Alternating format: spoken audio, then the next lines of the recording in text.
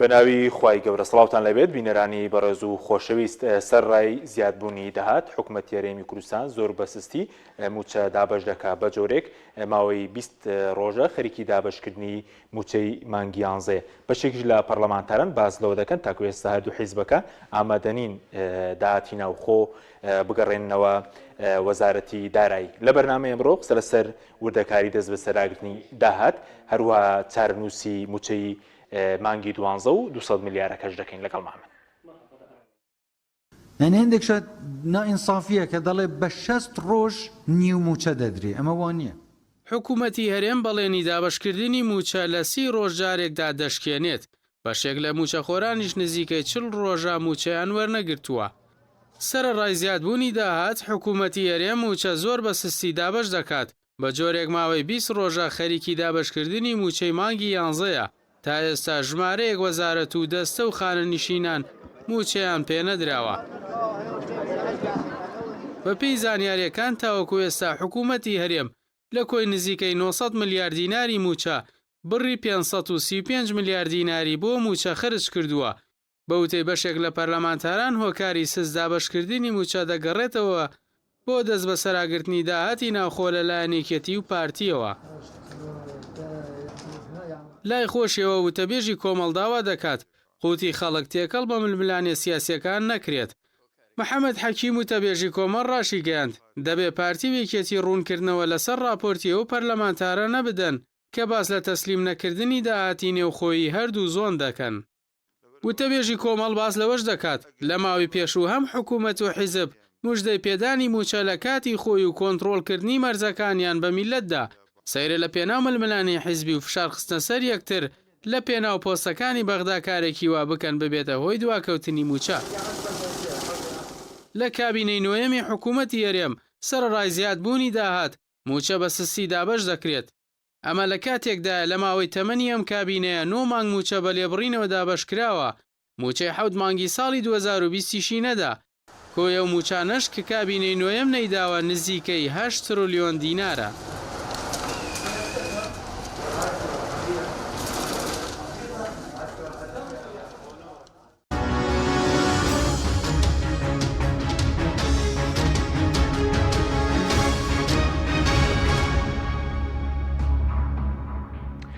جارێکتر سڵاوتان لەبێت بینەرانی بەڕێز بە قسەکەن لەسەرم پرسە میاندارێک لە بەڕێزان محەممەد ڕەوف ڕۆژنامەنووس لە سۆی سەرکێروار لە سلێمانیە و مامۆستا عومەر گوڵپی ئەندامی لیژنەی دارایی پەرلەمانی کوردستانمان کردووە. سوپاسی ئامادەبوونتان دەکەین مامۆستا عومەر ئەگەر لە بەڕێستانەوە دەست پێ بکەین بەرلەوەی کە بچینە سەرۆکاری دابەژنەکردنی داهات باز لەوە بکەین ئێستا داهاتی مانگانی حکوومەت هەرێم زیادی کردووە یاخود بڵین بە چەند دەخەمێنرێت. بەڵە بەناوی خوای بەخشندەی مێرەبان سڵاو لە بەڕێزت مامۆستا محەممەد هەروەها بینەرانی بەڕێزیش. طبعاً ئێمە بۆ ئەوەی زانیاری دوو جۆر زانیاری هەیە زانیارێکی دەقیق کە لە دەستگاکانی حکوومەتەوە وەرەگیرێ و دیوانی چاودێری دارایی وردبینی بۆکە چونکە هەر زانیاریەک نابێتە زانیاریەکی باوەڕپێکرا و ئەگەر تیمەکانی دیوانی چاودێری دارایی وردبینی بۆ نەکەن و بە فلتەری ئەوانە تێنەپەڕێ بۆی دڵنیابیتەوە بەڵە ئەم ژمارەی کە مەسەڵەن وەزارەتی دارایی ئەڵێ یا فڵان خاڵی گومرگیەوە هاتووە یا لە باجەوە هاتووە زانیارێکی ڕاست و دروستە و لە پشت ئەو زانیاریەوە هیچ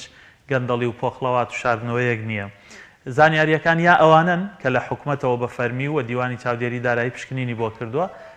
یاخود خەمڵاندنە. بەداخەوە طبعاً کابینەی نوێمی حکوومەتی هەرێمی کوردستان هاوشێوەی کابینەکانی پێشوو ناشەفافە ناڕوونە و زانیاریەکانی بۆ خەڵک ئاشکرا ناکا و کار بە سیستەم ناکا یاساکان جێبەجێ ناکا بۆیە هیچ زانیاریەک نییە دەقیق بێ. یعنی بۆ نمونە لە گومرگات هەر ڕۆژە ڕقەمێک ئەڵێن ڕاستە بەشێک لە داهات هەم لە گومرگ و هەم لە نەوتەوە وابەستەی ئەو گۆڕانکاریانەیە کە ڕوئەدا بەڵام بە شێوەیەکی گشتی هێندە ئاماژە هەن پێمان ئەڵێن کە داهاتەکان بە چه ئاراستێکن زیادەکەن یا کەمەکەن. بەنسبەت نەوتەوە داهات لە ساڵی ڕابردوو بۆ ئێستا بە ڕێژەیەکی زۆر زۆر بەرچاو هەم نرخە جیهانیەکە هەم نرخی نەوتی عێراقی هەم نرخی نەوتی کوردستان بە ڕێژەیەکی بەرچاو بەرز بۆتەوە. یعنی ڕۆژانێک هەبوو داهات لە نەوتەوە 350 میلیارد دیناری ئەگەڕایە خەزێنەی گشتی ئێستا نزیکەی 550 میلیارد دینارە بۆیە 200 میلیارد دینار زیادی کردووە. لە گومرگیشەوە بە هەمان شێوە جوڵەی ئاڵوگۆڕی بازرگانی زیادی کردووە کەمی نەکردووە طبعاً کە جوڵەی بازرگانی زیادی کرد معنای وایە ئەو ڕێژەی پارەی لە جوڵەی بازرگانی دەستەکەوێ ڕێژەکەی زیاد دەبێ و لە باجیشەوە بەهۆی هێندێک سیاسەتەوە کە هێندێک لە سیاسەتەکان نایاساین بۆی هێندێک بڕیارەوە کە هێندێک بڕیارەکان پشتەستور نین بە یاسا بە دڵنیاییەوە باجیش زیادی کردووە و لە ڕسوماتەوە کە ئیتر ئەوە بەحری ناشەفافیەت و ناڕوونیەکەیەکە بە هیچ جۆرە هیچ ڕقەمێک نییە دەستنیشانی کە بەڵام ئێمە ئەزانین بەهۆی ئەو شێوازی کارکردنەی کابینەی نوێمی حکوومەتی هەرێمی کوردستان کە بەشێکی بارگرانی گەورەی لەسەر هاوڵاتیان دروست کردووە لە ڕسوماتیشەوە داهات زیاد بووە بە پێی خەمڵاندنەکانی من بە 200 ملیارەکەی بەغاوە ئێستا داهاتی هەرێمی کوردستان 1 تریلیۆن و 240 ملیار دینارە باشە یعنی داهاتەکە بەشی بڵین موچە و زیاتر دەکا بەس ناگەڕێتەوە بۆ وەزارەتی دارایی وایە بەڵێ دوو جۆر خەرجیمان هەیە خەرجیە کە بەگەڕخستنە کە موچە و خەرجی خزمەتگوزاری وەزارەتەکانە کە ئەو نزیکە 1 تریلیۆنی ئەوێ ئەگەر یعنی بە شێوەیەکی باشیش خەرجیەکان بکرێ 895 ملیار دینار طبعا زۆر سەیرە لەم حکوومەتی هەرێمی کوردستانەکە حاکیم مەسەلەن ئەوە نزیکەی 2 ساڵێک هەمومان گوێمان لێ بێ ئەڵێ موچە 895 ملیاری پێویستە باشە کەس خانچین نەبوو موچە کەمی نەکردەوە تۆڵەی پاکسازیم کردو چاکسازیم کردو دوو موچەم نەهێشتووە و نازانم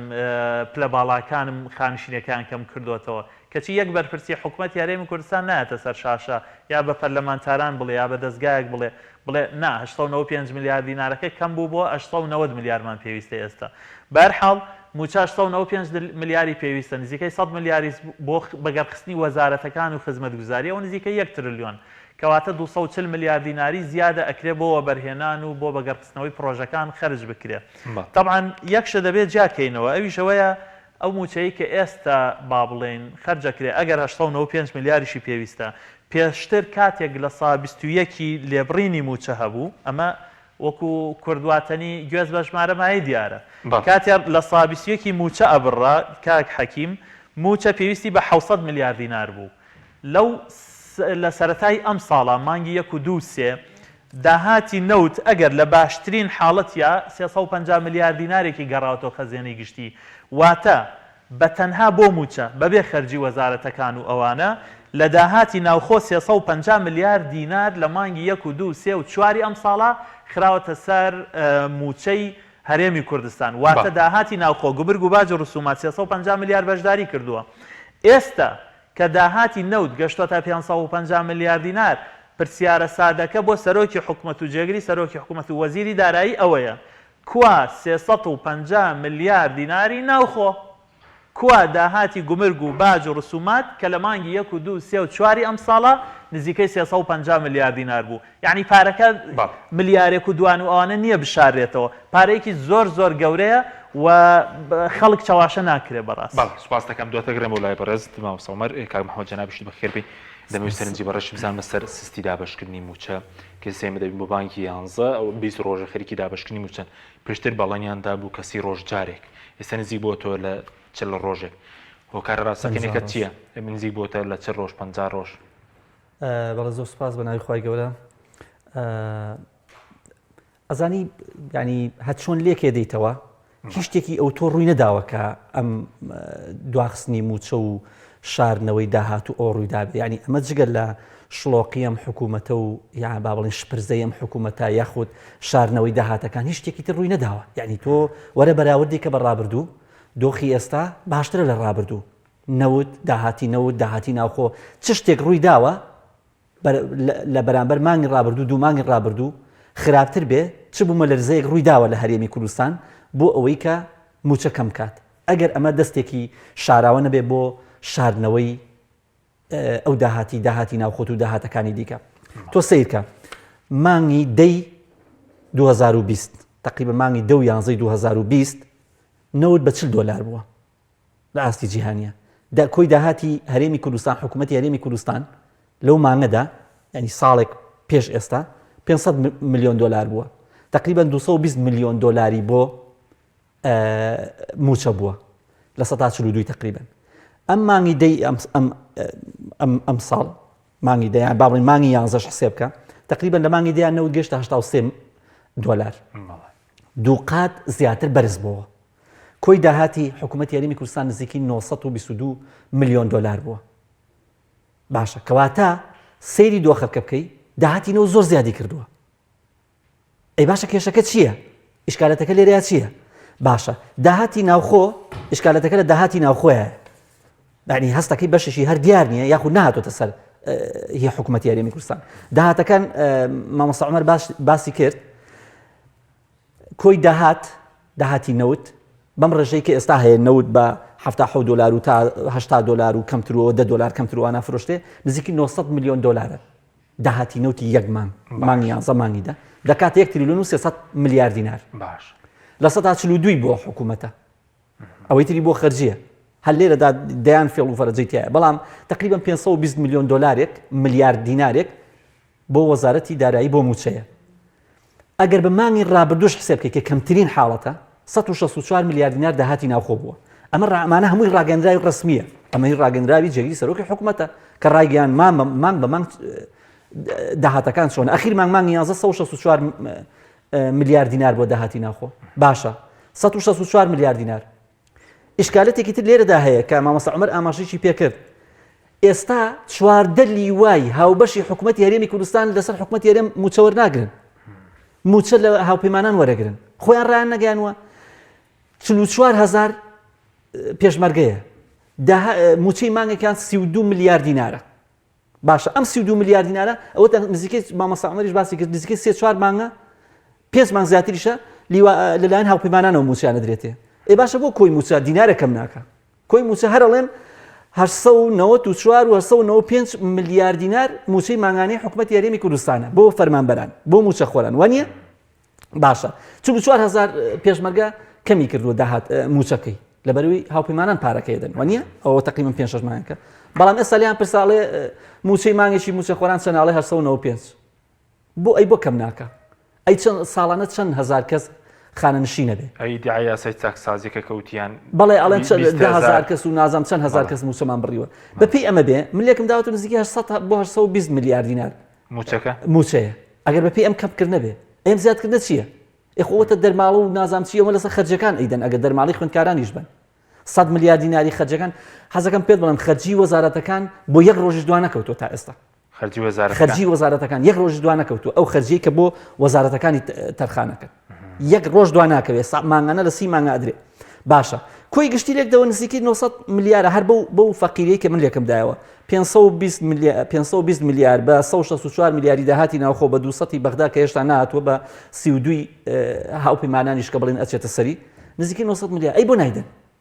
باشەوە 200ەکەی بەغا نهاتوو بەس لای لە موچیان نەداوە کاکە من فێڵی تایە ئەزانی چی سەیرکە موچەی خانەنشینی شارستانی و سەربازی نەدراوە 116 میلیارد دینارە مانگی موچەی سێ سەرۆکایەتەکە نەدراوە موچەی وەزارەتی خوێندنی باڵا وەزارەتی خوێندنی باڵاش نەدراوە نزیکی 45 میلیارد دینارکردنەوە نەدراوە بەشی زۆری وەزارەتەکان نەدراوە کە ئەمڕۆ 15 مانگە 20 ڕۆژ تێپەڕیەوە بەسەر وادەی 25 مانگ واتە 50 ڕۆژە ئەگەر لە 25 مانگەوە حسێب بکەین کە ئەڵێ ناڵێن هەموو ڕۆژ مانگی 25 مانگ 50 ڕۆژە ئەمڕۆ کە موچە هین نەکراوە بۆیە ئەمە فێڵێکی تایە ئەم فێڵە یانەوێت درێژی کەنەوە بۆی بگاتە تا 20 مانگ ئەوانە فێڵەکە لە پێناوی چییە؟ فێڵەکە لە پێناوەیە کە سەری موچەی ئەم مانگە بخۆن یا ئەوەتە هەروەکو جاری پێشوو بڵێن کاکە 20 مانگ موچەی وەزارەتی تەندروستی دەن یا وەزارەتی پێشمەرگە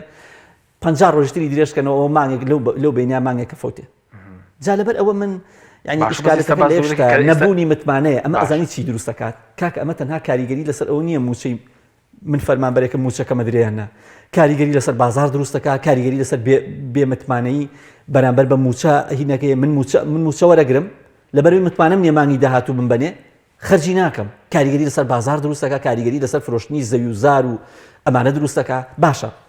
بعد زیادی کردووە یا کەمی کردووە بڕۆ ڕۆژانە من مەسەجم بۆ دێهی ئەوەی کە کارەبای دوکانێک چەندێ زیادی کردووە داهاتی کارەبا هینی کارەبا چەندێ زیادی کردو باج چەندێ زیادی کردو لەسەر دوکانی فەلافل و حەلاق و نازام لەسەر چیەوە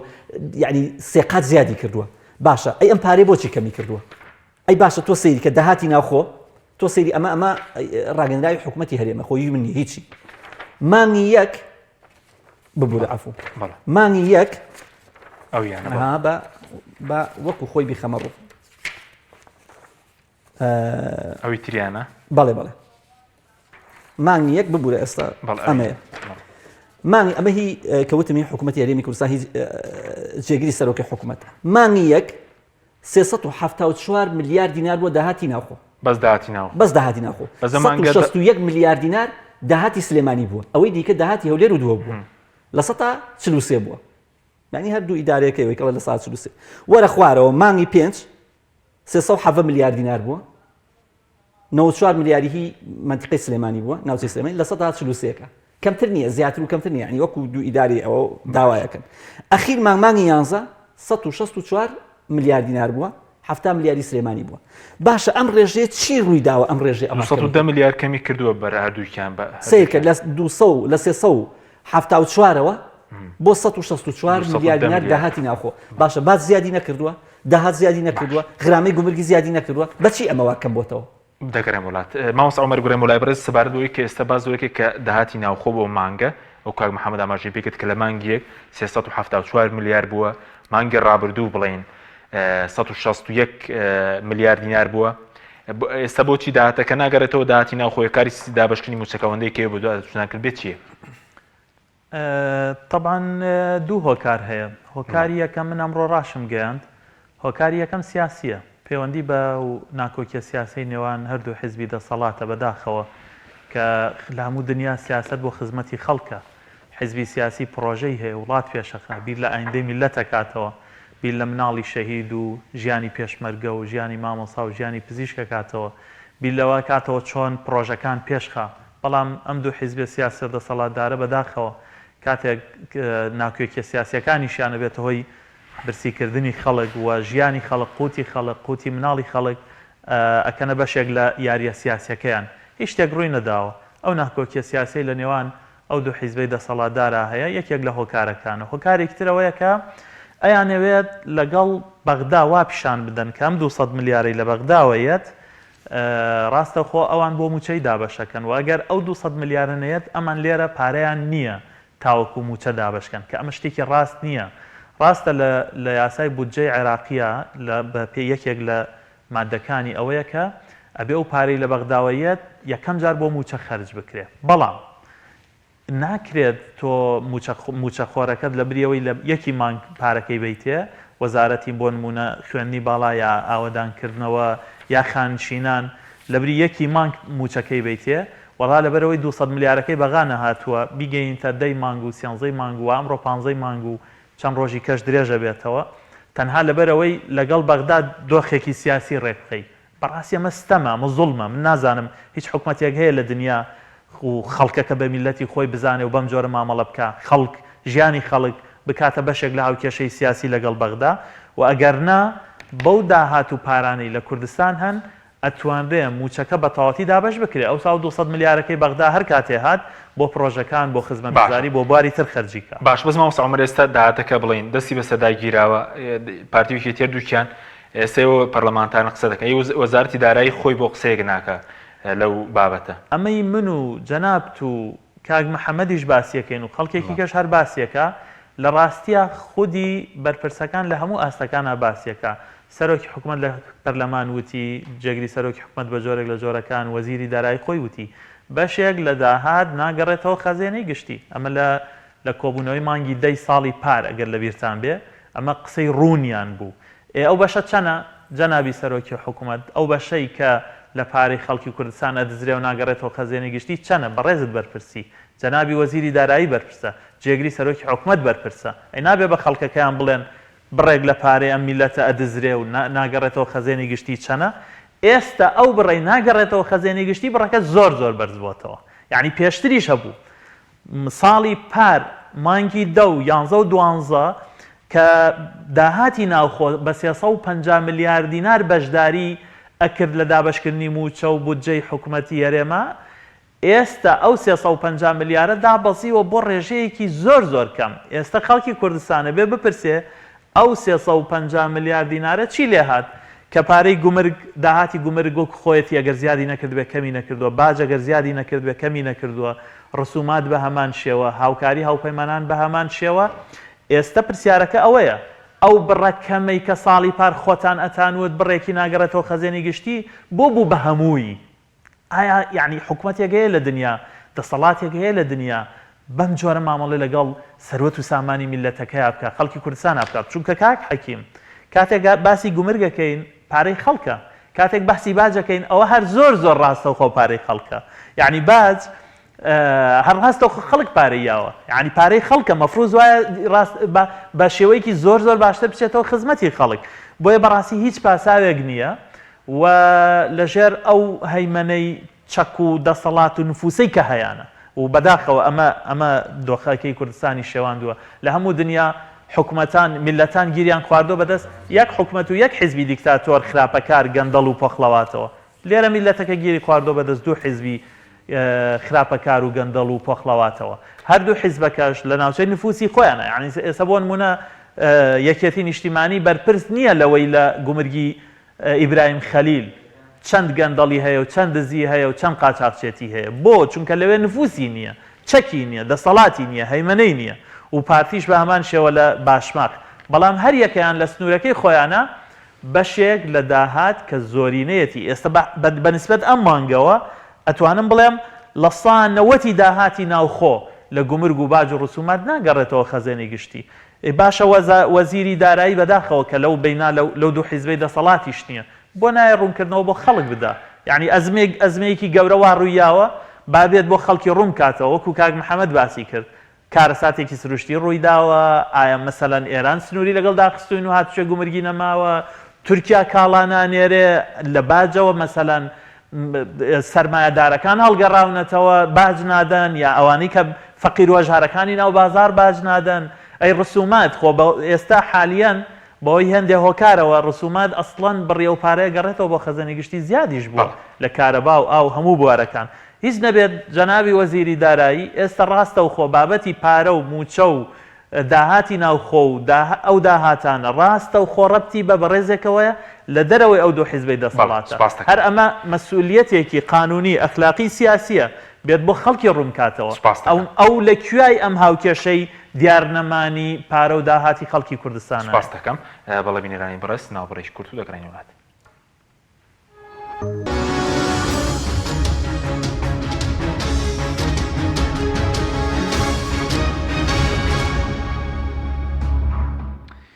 جارێکتر سڵاتوان لەبێت بینەرانی بەڕێز کاک محەممەد بکرێن و لای بەڕێز سەبارەت بە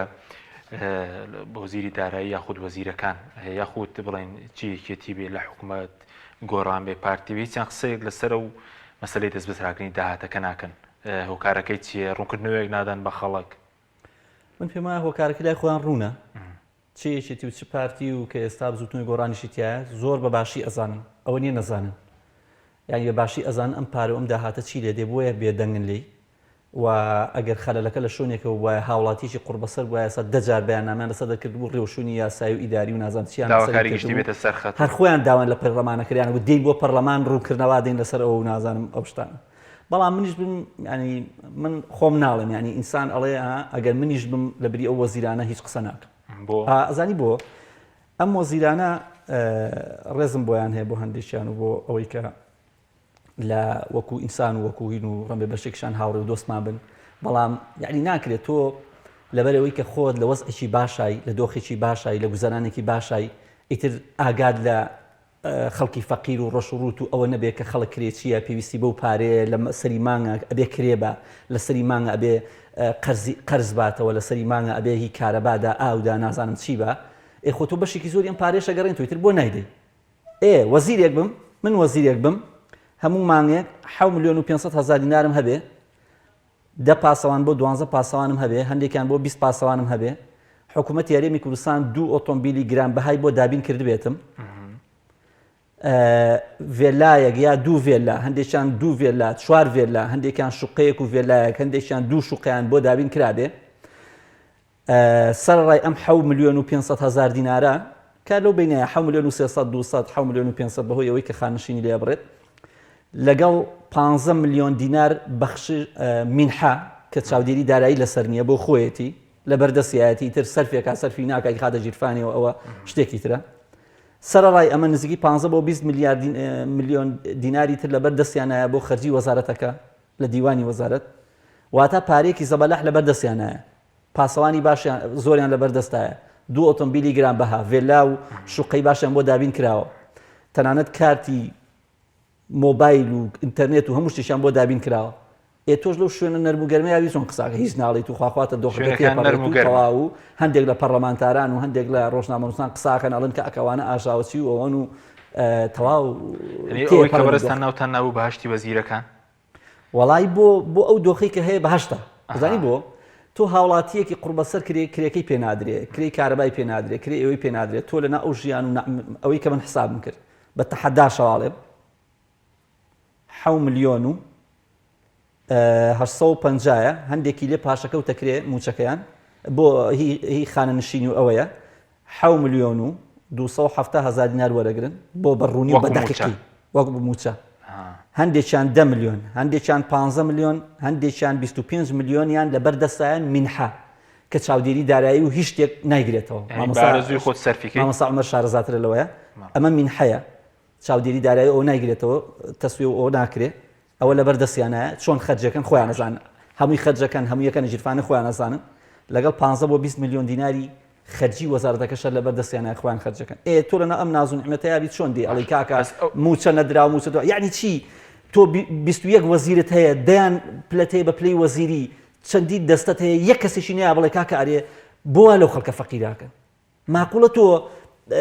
داهاتی ناوخۆ دیار نییە لە 374 میلیارەوە هاتووی کار دیارە بەس لە داهاتی ناوخۆ 374 میلیارن دەست بە سەراگرتەوە بەردووکیان ئەزانین چۆن ئەمە من پێکەڵ ئەم ڕقەمە بۆیە من ڕقەمە کاڵم لەبەرەوەی ڕقەمی خۆیانە ڕسمیە مانگی یەک داهاتی ناوخۆ 374 میلیارد دینار بووە ئێستا ئەمە دیار نییە ئێستا ئەمە دیار نییە ئەگەر دیارە بۆ موچەکەی دەدان کاکە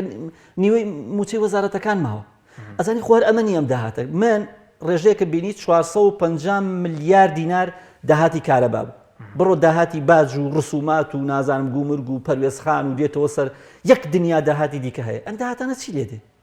ئێبا بە مانگە ملیارێ بەرە دوان بەرە چوار بەرە پێنج بەرە ئێبا بە ئەمە ئاخر ئەمە حکومڕانیەکی زۆر سەقەتە چۆن ئەوە مامەڵاکرێت تۆ سەیریکە داهاتی نەوە دیلۆیت بڵاوی کردێت خۆ من بڵاوم نەکردێتەوە ئەڵێ 310 ملیۆن یۆرۆ دەستی بەسەراگراوە لە لوبنان لەگەڵ 295 ملیۆن دینار دۆلاری دیکە ئەویش هەر دەستی بەسەر واز دەوەش بێنە کۆی هەردووکیان 644 میلیۆنە ملیۆن دلار باشە سیرکە ئەڵێ کۆی داهاتی 6 مانگی نەوت 4 میلیار و 4 میلیار و 127 میلیۆن دلار بووە وەڵاو داهاتی هاتوتە دەستی ئێمە 1 میلیار و 733 میلیارد دینار بووە لە کەس لە 142 2 میلیار و 390 میلیۆن دلاری دراوە بە خەرجی کۆمپانیەوە تۆ کاکە تۆ تاڵانت کردوونەوە یعنی چی تۆ لە 4 میلیارد دینار ملیارێک و 700 بۆ تۆیە 2 میلیار و 300 بۆ کۆمپانیاوە بۆ خەرجی ئەوەیە تۆ چۆن نەوتە فرۆشی یعنی تۆ ئێستا هی ماڵەکەی خۆت بێ ئەوە ئەیفرۆشی کام وەزیریان ئامادەن ئەوە بکەن کام حیزبیان ئامادەن هی ماڵەکەی خۆیان و هی ئەوەی خۆیان وا بکەن بۆ تو وازانیم حیزبانە نەبوون دەستگای وەبەرهێنانی پارتی لەو لە هەچی هینە کۆنتترۆلی کردو کۆمپانیەکانی ئەوان و نۆکان و نازانم ئیداری گشتی و ئێرەش بە هەمان شێوە تو وازانی ئەمە حکوومەت بەڕێوێ بە حکوومەتی ئێرە دەسەڵاتی هەیە لە منتیقی حکوومەتی هەرێمی کوردستان لە باشماخ و لە پەروێزخان و لە کەلار و لە پێنجێنوانە ئەزانێت چێ ڕۆدا ئێرە ئەزانن جێگیری سەرۆکی حکوومەتی ئێرە ئەزانێت لە زاخۆ و لە برایم خەیل لە حاجی مەلان چی ڕۆدا باشە هەر هێزیان جوڵان ئەمانە کاکە لەولا بە فەرمانی مەسعود بەرزانی لێرە بە فەرمانی پاڤڵ تاڵبانی هێزیان جوڵان بۆ کەرکووک و بۆ لێهێبان و ئەوە باشە لێرە کۆ ئەبنەوە لەگەڵ خوێندکاران سەرۆکی حیزب کۆ ئەبێتەوە لەگەڵ خوێندکاران بەڵێنان پێ داخلیت بۆ چاکەم نازانم ئەمڕۆ چیمەنتۆی گەڕەکەکان کراوە ئەی بە حیزب بۆ هەیەتی کاکە حیزب بۆ هەیەتی ئەی حکومەت بۆ نیەتی جا لەبەر ئەوە زۆر بەڕوونی داهاتەکە حکوومەت فەشەلی هێناوە لە کۆکردنەوەی داهات ئەم کابینێ فەشەلی هێناوە لە کۆبوونەوەی ئەزانی هەروەک یەک بوونە بەڵام ئەگەر سەیری ڕێژەکان بکەی ئێستا ڕێژەی گەندەڵی ڕێژەی بەهەدەردان ڕێژەی کۆنەکردنەوەی کاکار ئێستا بە تەواوەتی داهات بۆتە دوو ئیدارەی تۆ سەیری ئەو ڕێژەیەکە ئەوەی کە من چەند جار خوێنمەوە وەرە لێکیدەوە مانگ بە مانگ لێکیدەوە هەر چۆنە لێکی دێتەوە ئەم داهاتە هەر 43 بۆ معنای وا دابەش کراوە جا لەبەر ئەوە ئەم دۆخە ئەم حکوومەتە مەبەستم لە چییە ئەم حکوومەتە کە توانای نییە لەبەرەوەی کە ئەڵێ وڵات داهات لە سلێمانی کۆ ناکرێتەوە منیش داهاتی هەولێر و دۆک نادەم مادام لێرە داهاتی ئێرە تاخیرە بێ وەڵام منیش داهاتی نەوت تاخیرەکەم هەتا بێت و یا ئەوە گوێ مامۆستا عومەر باسی کرد لەبەرەوەی کە داهاتەکەی بەخانە هاتووە منیش بەخوا بۆم تەوزیع ناکرێ بۆی کە بەغدا بزانێت کاکە وەڵام ئێمە داهاتەکە بۆ موچەیە ئێ بابەت 200 ملیارە ئەی 600 و ئەوەنە ملیارەکەی تری بۆ نادەی داهاتی موچە یعنی ئەو بڕەپارەی کە بۆ موچە تەرخانەکرێت جا لەبەرەوە بەم دۆخەوە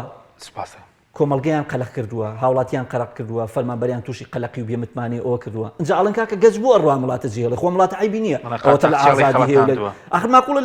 لە هەموو جیانە 204 ڕۆژنامەنووس گیراوە لە عێراقا 4 ڕۆژنامەنووس گیراوە لە هەولێر بێ یعنی سێمە بابە بەم ئەم کۆمەڵگەیە واترشا و وا شێوانویانە بەسەریەکە هەر چۆنی لێکی دیتەوە یعنی دۆخێکی خراپ و خراپتر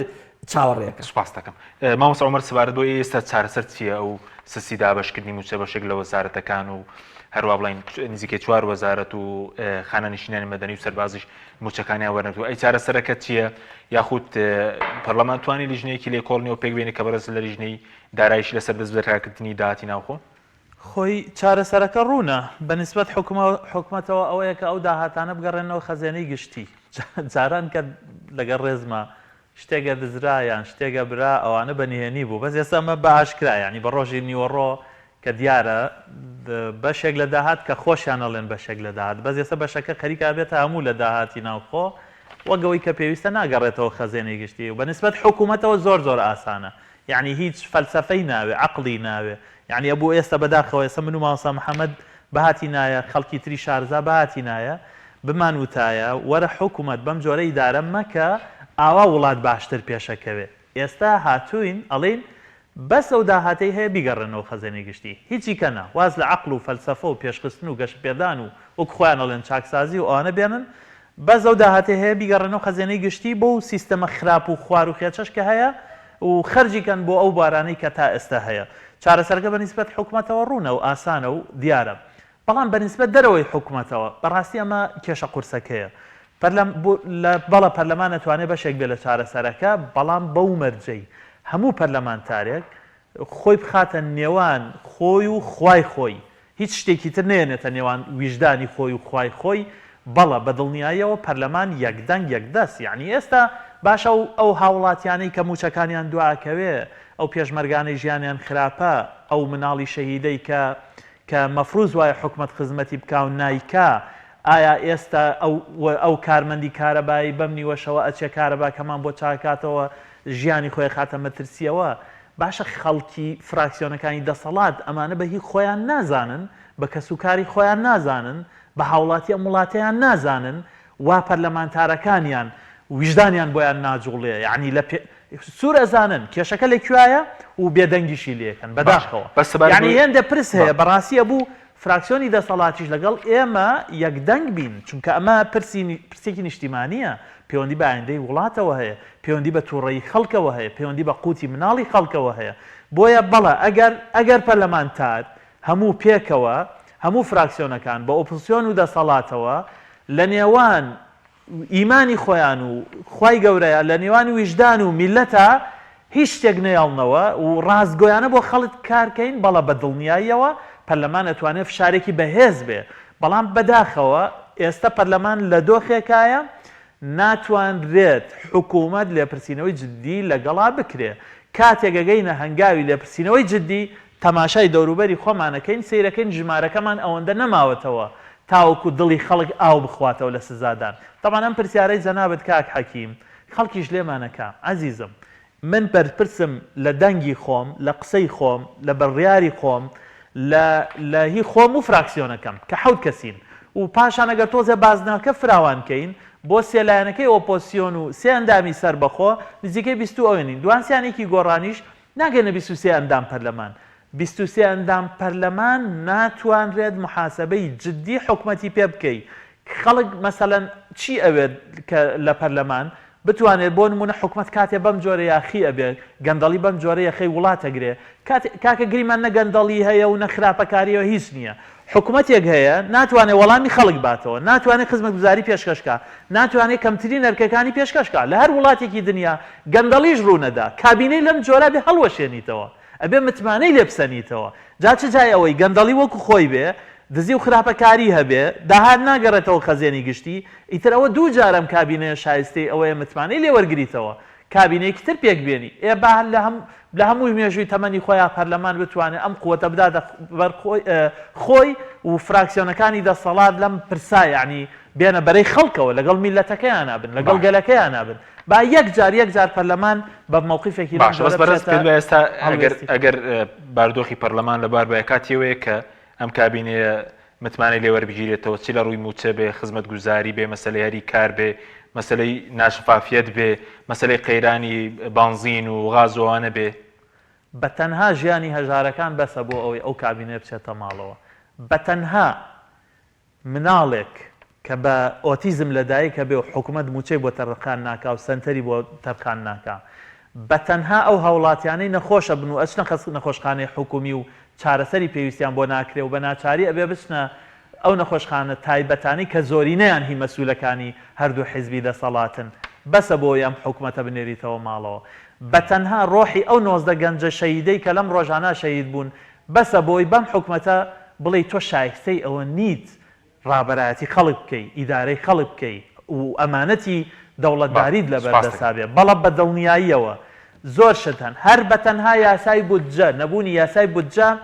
وەکو بڵێ کلیلی سەرەتا هەنگاوی سەرەتای هەر شتێکە کە باسی شەفافەتی تیابێت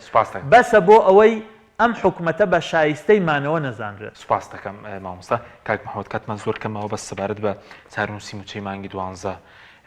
پێشتری قسەیەکمان لەسەکە بەس پێ دوایە هەر دەخورد دەرێت چی بەسرێت دەی خۆ نەمەژوچەکانی ترە چووکە ئێستا ئەوەی پێشووتریش 8 تریلیۆنیان خواردبوو هەر لەم کابینێ بەناوی لێبڕین و موچی حەوت مانگی 2020ش. بەڵێ وڵا لەو قسەی مامۆستا عومەر ئەوەی کە باز لە متمانەسنەوە لەم حکوومەتە و بۆی دەست لە کارکەشێتەوە بابە ئەوان قبوڵیان نییە پێیان بڵێ ئەم حکوومەتێکی چاکسازی نییە نەگەوەی پێیان بڵێ متمانە لەسێنەوە بابە ئەو ئێستاش پێی وایە ئەم کابینەیە کابینەی چاکسازیە کابینەیەکە هەنگاوی زۆر گەوری ناوات دەیان چاکسازی کردووە لای ئەوان ئەم حکوومەتە حکوومەتێکە کە بەهەشتی بۆ خەڵکی دروست کردووە نەک بۆ خۆیان تا بە پێچەوانی ئەوەی کە ئێمە پێمان وایە کە ئەوان بەهەشتێکە بۆ خۆیان یعنی ئەوان پێیان وایە بەهەشتەکە بۆ ئەو دروستکراوە پێیان وایە کە گەورەترین چاکسازی لەم کابینەیە کراوە کابینی چاکسازیە ئەوان پێیان ناخۆشە پێیان بڵێ کابینی چاکسازی سەرەوەی کە بڵێ دەست لە کارکەشەوە متمانێت بڵێ شیاوی ئەوەیە کە متمانی لێ وەرگیرێتەوە بەڵام کاکە ئیشکالەتەکە تەنها ئەمە نییە متمانەمان لەم حکوومەتە وەرگرتەوە کاکە شێوازێکی فۆرمێکی تر و کوڕێکی تر دێنە ئەوێ و چ لە مەسەلە کاگۆڕێ هەر هەمان عەقڵێت و هەمان شێواز و خراپترە بێ یعنی من هیچ ئومێدێ نبینم لەوەی کە بتوانانی چاکسازی بکەیت و یاخۆ ئەم دۆخە چاکەیت چونی ڕۆژ لە دوای ڕۆژ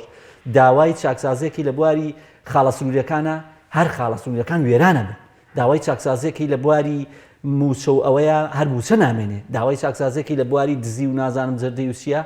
دوو ئەوە زیادەکە بە ئاشکرایی کرد با بەوەڵا 5 ساڵ بەوەم پێش ئەوە قاچاقی بە ئاشکرا ناکرا داهات ئەوە بە ئاشکرا نابرا لە یەکتی کاکە دوو ئیداریش بوو ئەوە داهات گاڵتە بە چارەنووسی خەڵک ناکرا بۆیە مانگی 12 موچەی مانگی 12 من نازانم فێڵێکی لێ ئەکرێ یعنی تۆ تەسەورەکەی ئێستا هێشتا 15 مانگە دە 12 وەزارەت ماوە موچە بدرێ تا 20 مانگش لەمێ موچەکە تەواو نەدرێ دوای ئەوە یەکسەر 25 مانگ دەست بکەنەوە بە دابشکردنی موچە و بڵێن کاکە وەڵی ترەوە موچادرێتەوە هەر ئەقڵ تەسەوری ناکە و ئەگەر بیشیکەن لە ئەسعەف الئیمان ئەگەر بیشیکەن 25 مانگ وەزارەتە تەوزیعەکەن و دوای ئەوە وەکو ئێستا درێژەکەن و یەک مانگی پێواخەرێ ئەوە کەی دابشکردنی موچە ئەو کێوەیە تۆ لە وعدی خۆی و لە هینی خۆیان موچە دابشکیت و ئۆکێ بۆیە لە کۆی گشتیە دۆخێکی زۆر مەترسی هەیە یعنی لە کۆکردنەوەی داهات بۆچی کاکە کارکتەرە سیاسی و حیزبە سیاسەکانی پێدەوڵەمەنە بن کە ئەبنە مافیا کە بوونەتە مافیا بەسەر ئەو خەڵکەوە کە بازرگانیان نێشتووە کە بازاران قۆڕە کردووە خەتەرەکە تەنها ئەو نییە پارەکەت لێ ئەبن خەتەرەکە لەسەر ئەوەیە کە ئەبن بە مافیا بەسەر تۆوە دوجار لەسەر کوڕێکی خۆی لەسەر کچێکی خۆی ئامادەی شارێ خەڵتانی خوێنکە و لە پێناوچی لەبەروی هەموو هێزی هەیە ئێستا هەمویان هێزنەوە بەردەوام تەوەتور و شەڕ و ئەوە هەیە لە پێناوچیە لە پێناوی هێزەکەی ئەم کەمترە لەوەی تر و پارە کەمتر بۆ هێزی ئەم سەرف کراوە پارە کام بەرپرسی سیاسی هێزی نەبێت جا لەبەرەوە ئەم پارەیە ئیشکالەتەکەمان تەنها لەوە نییە کە بۆ خەڵکی فەقیر و ئین نابێت من سپاس بۆ بەرەزان محەممەد ڕەوف ڕۆژنامەنووس لەسپۆی سەرەکی هەروە لە سلێمانی و مامۆستا عومەر گوڵپێن دابیری ژنەی دارایی پەرلەمانی کوردستان سوپاس بۆ بینەرانی بەرز سوپاس بۆ هاوکاران خواتان